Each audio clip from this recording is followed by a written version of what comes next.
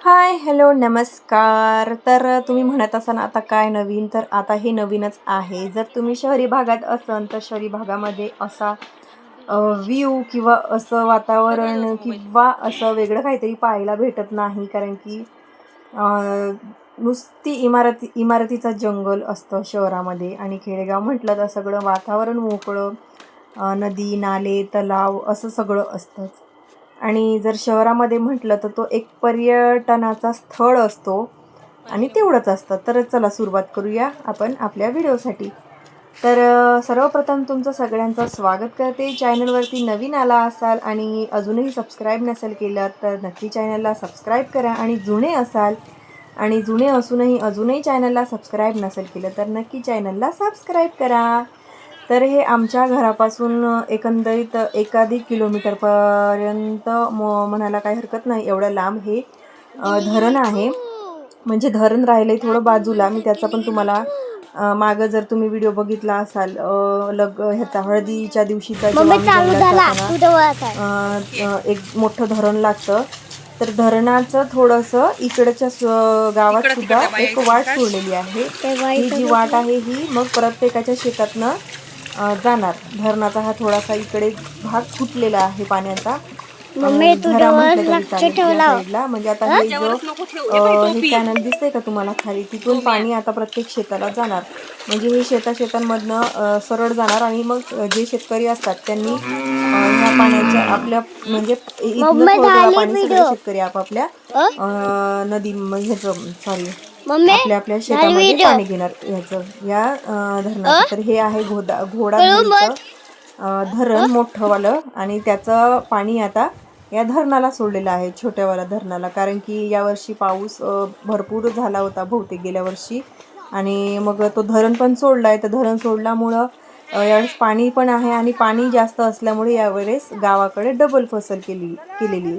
तर आता सगळ्यांची डबल फसल असल्यामुळे आता हा कॅनल जो आहे, हे जे धरण आहे ते आता उन्हाळ्यापर्यंत सुरूच राहणार आहे. म्हणून मग आता इथं असं असल्यावरती मग मज्जा असते सगळी गावातल्या लोकांची, कारण की बायकांची सुद्धा. कारण की मस्त झाडाखाली बसून छानपैकी, आणि पाणी तर इतकं स्वच्छ आहे, तुम्हाला माहिती का, इतकं स्वच्छ पाणी, इतकं स्वच्छ, इतक्या बाया कपडे धुतात ना. पण हे वाहतं पाणी आहे ना, वाहतं पाणी असल्यामुळे खूप स्वच्छ पाणी असतं. कितीही घाण कपडे आपण जरी धुतलं तरी 2 मिनिटात हे पाणी निर्मळ होतं, इतकं स्वच्छ पाणी असतं धरणाचं हे आलेलं.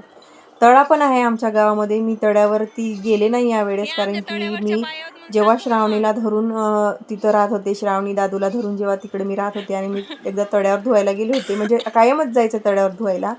पण एकदा काय झालं, तळ्यावर धुत असताना कपडे 2 सापं दिसली होती. धामण असतात ना पाण्यामध्ये, धामण नाही, धोंड्या का काहीतरी म्हणतात. तर ते 2 पिवळ्या कलरचा होता एक, आणि एक असा राखाडी कलरचा होता. तर ते 2 साप पाण्यामध्ये दिसले, आणि त्या जेव्हा पाण्यामध्ये दिसले तेव्हापासून मी त्या तळ्यावर जायचंच बंद केलं. आणि दुसऱ्या दिवशी मी ताप पण काढलं होतं भयंकर. मला ताप आला होता ते साप पाहून.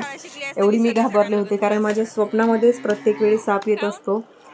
तर ते सुद्धा तिथं दिसल्यावर मी अजून खूप घाबरले, आणि त्याच्यामुळं मग मी तळ्यावरती जायचं बंद केलं. आणि हे जेव्हा पाणी बंद असतं, म्हणजे हे धरण जेव्हा बंद असतं, तेव्हा मी कपडे घरीच धुत असते गावाला गेल्यावरती.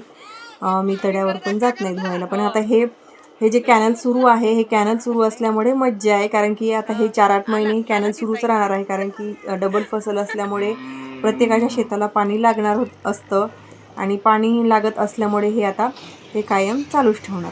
तर मस्तपैकी आम्ही कपडे वगैरे धुवून घेतले छानपैकी. ही जी तुम्हाला माझ्यासोबत दिसलेली आजी होती, ती आजी नव्हे, म्हणजे ह्या मुलांची आजी, आणि मला आत्या सासू होतात. म्हणजे माझ्या सासऱ्यांची ती सख्खी बहीण आहे. तर त्या आणि आम्ही दोघ्याजणी धुवायला आलो. माझ्या सासूबाई गेल्या शेतावरती, आणि आम्ही दोघेजणी मस्तपैकी कपडे धुवायला आलो. तर दादूला आणि श्रावणीला खूप गंमत वाटते, कारण की असं शहरामध्ये खेळायला भेटतच नाही.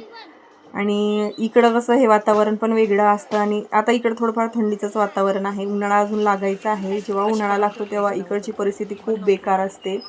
घराच्या बाहेरसुद्धा निघू वाटत नाही, एवढी ऊन आणि एवढं गरम होत असतं. पण आता थोडंसं वातावरण पण थंड आहे, थंडीचं वातावरण असल्यामुळं.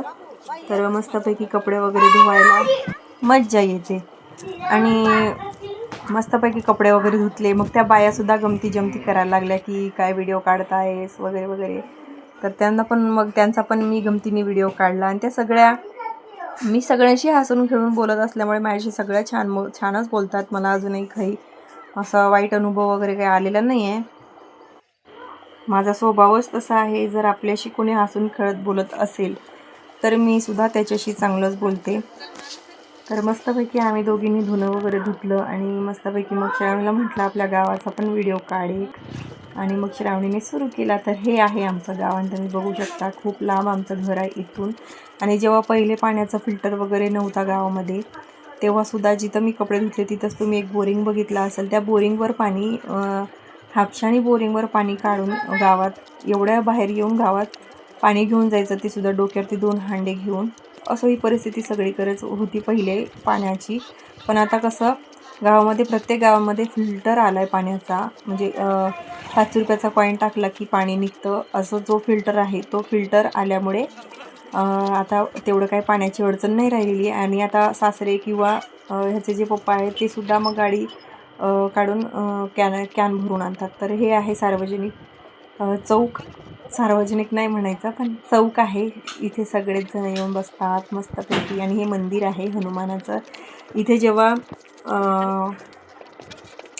म्हणजे सगळे सण साजरे केले जातात त्या हनुमान मंदिराच्या इथे. तर अशा प्रकारे हे आमचं गाव आहे. तुम्हाला याचा सुद्धा मी व्हिडिओ नक्की तुम्हाला म्हणजे छान सांगेनच. तर चला भेटूया नेक्स्ट व्लॉगमध्ये.